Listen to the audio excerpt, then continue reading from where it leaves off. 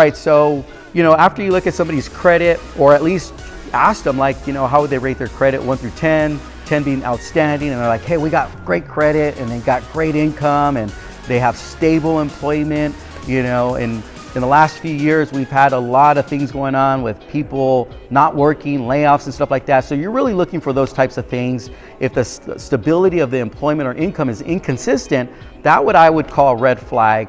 That's when you definitely want to get the lender involved quickly as possible, just to check it out for check the client out before you start showing them properties. But if that does not exist and they're completely good to go, they're car worthy, I would get these people, like the clients, in the car as quickly as possible, show them some properties, because they meet firm. So as long as they meet firm, they're financially stable, they're capable of buying this house.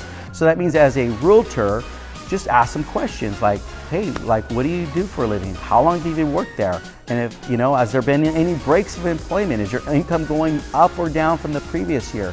So if you know that type of stuff, that could really give you an insight on working with that buyer, on how quickly or maybe not so quickly on getting them over to a lender. All right, so I get the question a lot is what happens when you put somebody under contract, you open up escrow, what are the next steps to the loan process for your clients?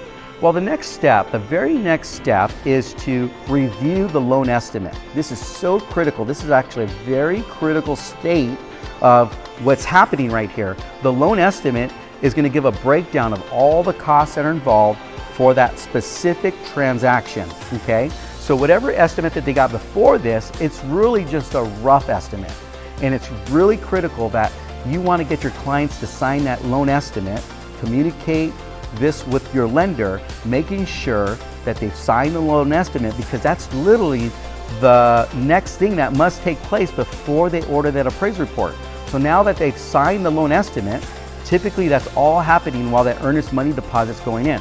So I would recommend make sure you get the earnest money deposit first, then go over the loan estimate, then order the appraisal report, and then do your home inspections and go from there.